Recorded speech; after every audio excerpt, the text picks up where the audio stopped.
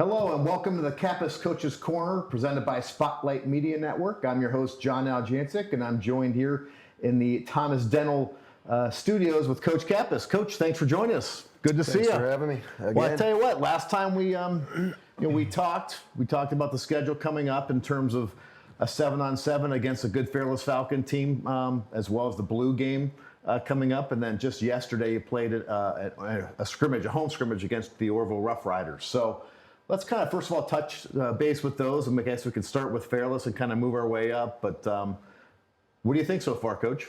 It's been good. You know, we're right in the thick, right in the middle of camp. So you know, there's a lot of evaluations going on, but you know, getting to compete against outside competition, and then with Fearless, that they're Coach Sarbaugh does a great job over there. Has built that program into a crew that expects to win and a playoff team consistently. And they had some younger kids that they're trying to get ready to replace some really good players from last year. But they came in and we had a really really competitive 7-on-7. And 7-on-7 is football in pajamas, so it's hard to gauge there. But you like to see the DBs compete. And offense throw the ball around and stuff. So we did some good things there and got some things corrected that we needed to correct, and got some guys some valuable experience and evaluations to see who can do what, and really trying to always trying to build your depth as well as identify who the starters are going to be. Then we went on to the Blue game, which is our inter squad scrimmage. Did that on a night game under the lights. Divided the team up into two true teams, and it was live football, and it was fun. The kids had a blast with it. It's usually those games, which it was a bit of a defensive battle at times, but there were some splash plays on offense too. It's always hard when you divide up the lines. Just the numbers and depth at the line aren't always what they are at the skill positions right now for us. So there's some guys going against some guys that normally wouldn't be going against in a game, but it was fun. The kids competed well, and you get to see who's gonna tackle, right? Who's gonna put their shoulder down and gain the extra yards and give the extra effort, because sometimes guys are good practice players, but you love to see the guys that when the lights turn on, they really come out and shine. And we have quite a few guys like that raise their level when the lights come on there. And then yesterday we scrimmaged Orville. Coach down there is doing a great job. They had a very big physical line, which was something that we wanted to test ourselves against. And there was times they got the best of us, and times that we got the best of them. And it was very competitive. The things that I was most happy about coming out of that scrimmage was, we won the turnover battle. We got a couple balls taken back from them. And we did turn the ball over once, but for the most part, we took care of the football. There were some big plays made on offense. We didn't give up many big plays defensively. So you want to win that explosive play battle, and then I thought we ran the ball really well. Absolutely. Which is you want to play football in Northeast Ohio and have a chance to play. In the postseason, you got to be able to run the football, and you got to be able to stop the run, and that was a big focus for us. Is that something for you, Coach? I mean, and I know we'll probably touch base this more as we get into the season, but when you look at the stat sheet, is there something after a game that, any 2 or 3 stats that you really want to win, whether it's a turnover battle, or something like that? Is there anything that really sticks out to you that, we really want to win? We want to win this, whether it's rushing yards or what that looks like. Yeah, we're always going to look at the rushing yard deal first thing. I mean, you can always tell what a game looks like by how many rushing yards you give up and then how many rushing yards you gain. Then easiest one is always to look at the turnovers, right? So that's our number 2 goal is to protect the football on offense and create takebacks on defense. And then third is explosive plays, right? Sure. We classify explosive plays as a run more than 10 yards and a pass more than 25. Okay. So if we're trying to create explosive plays on offense and we're trying to limit explosive plays on defense, and you look at those three things, they'll tell you pretty quickly without seeing the game or the score who won the game. Sure. And then you can look at time of possession and all that stuff. But those three things are really what we focus on. Well, you pride you pride your teams on being fast, physical, and I'm sorry, what was the third thing? Fearless, fast, fearless, physical. fast, and physical. Yeah. I'll get that one of these days. But we talked about the last three things. Whether it was the fearless 7-on-7, which was a glorified pillow fight, to a blue-white game. Which watching it, guys flew around, but it's a little bit different when it's friendly fire compared to yesterday when you're facing an Orville team and guys are really flying around. Were you happy with the physicality yesterday in the fearless scrimmage? I was because it was our first group got a lot of reps, and they're a team that wants to run the football. We're a team that wants to run the football, and there was some hitting going on, and just to see those guys continually come back at them,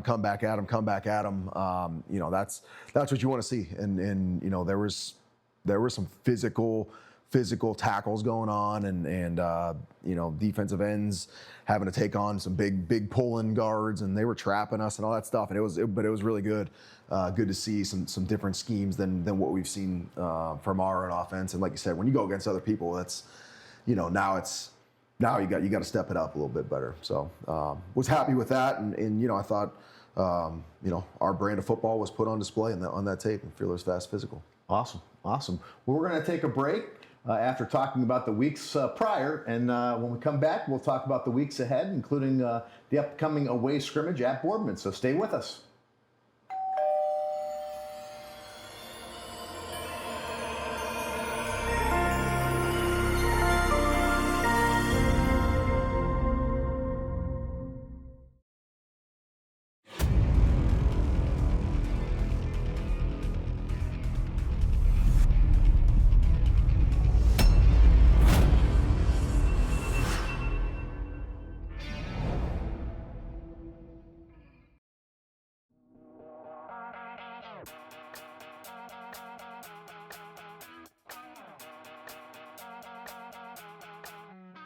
Hello everyone, I'm Tegan Evans. As many of you know, when the Louisville Herald moved on into retirement, the city of Louisville, Nimishillen Township, and all of its community members were left with a void.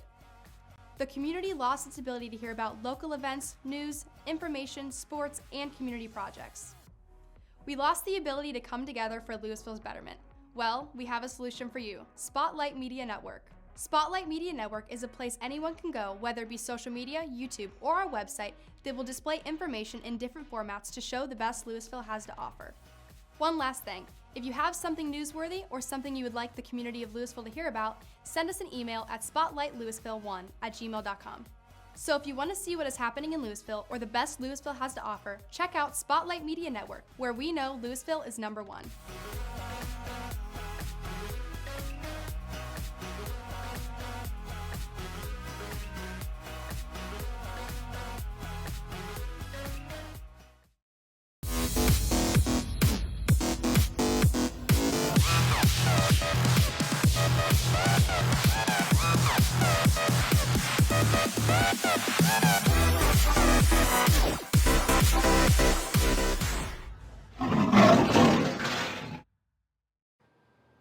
Welcome back to the Thomas Stennel Studios here at the Spotlight Media Network. We're here with Coach Kappas, and Coach, we just talked about the previous couple weeks. Now let's talk about the weeks moving ahead, including the next week's scrimmage at Boardman, and then we'll finally get to the week one that we're all circled August 23rd, our home game against New Philly. So, Coach, what does it look like for the next week as you prepare for Boardman, just for your team, like 2-a-days, that type of stuff? Yeah, I mean we're finishing getting the rest of the playbook installed.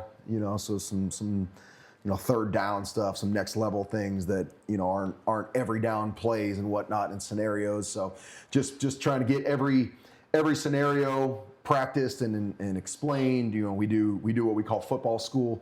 Sure. Every single day. So just explaining to the kids of what's a 2-minute situation at the end of the half, versus what's a 2-minute situation at the end of a game.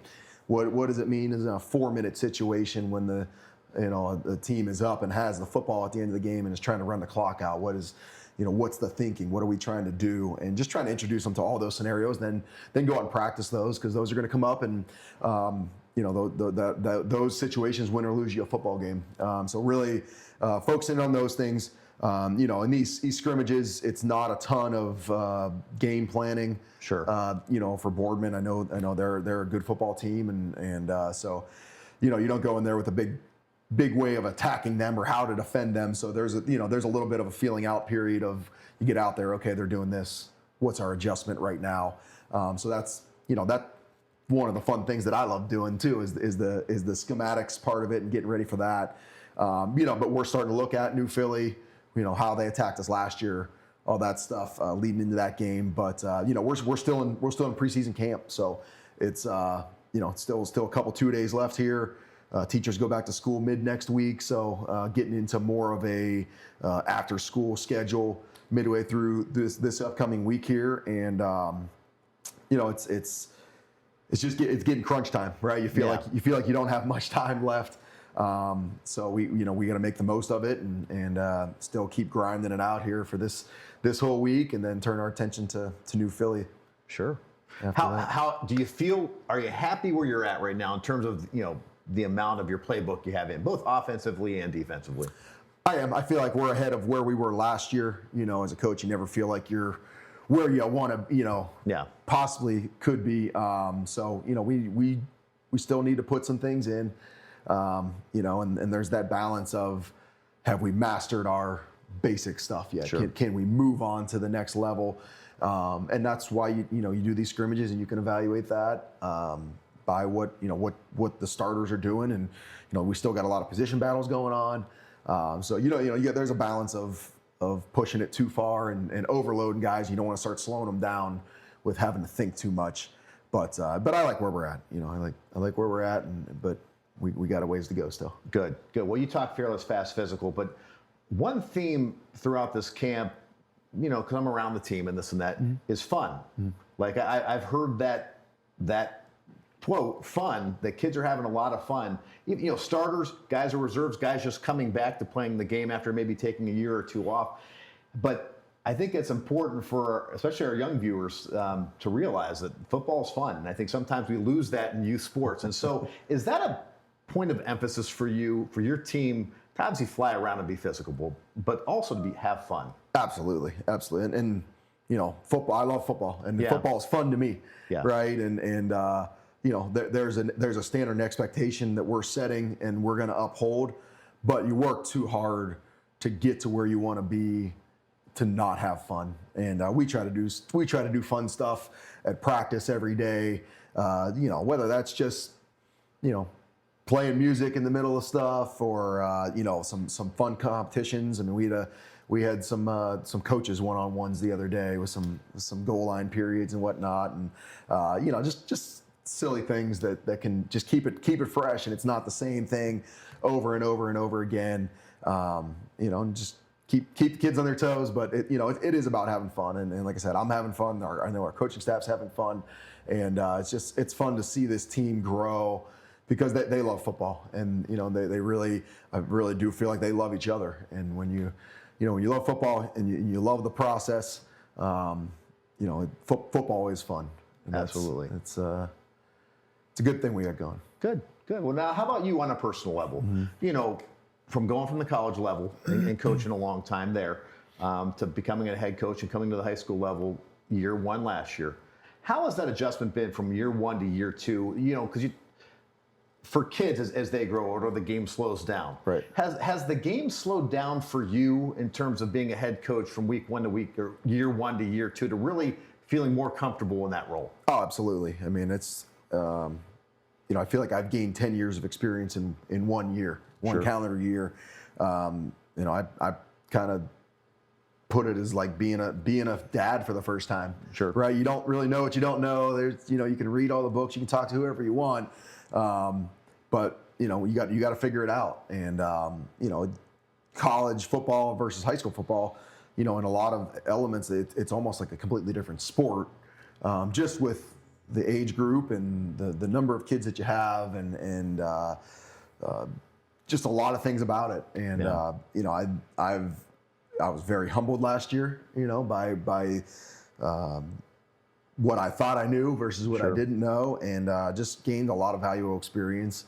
And just you said kind of toning it down a little bit. I think simplifying things and looking at it from a completely different perspective this year versus last year.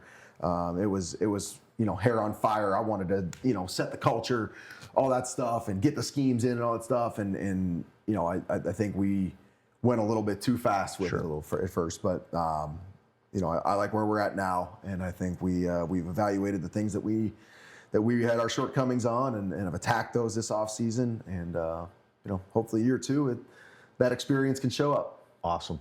Well, Coach, we really appreciate you joining us. I tell you, just watching the team, from last year to this year. I know you and I have talked a little bit before, but just the amount of emotion and the amount of fun these guys are playing with, it's just really building a lot of momentum as you get ready for August 23rd and the season opener against New Philly. So, but I really appreciate you joining us, and thank you for joining us here at the Kappas Coaches Corner. Good night, everybody, and go Leopards.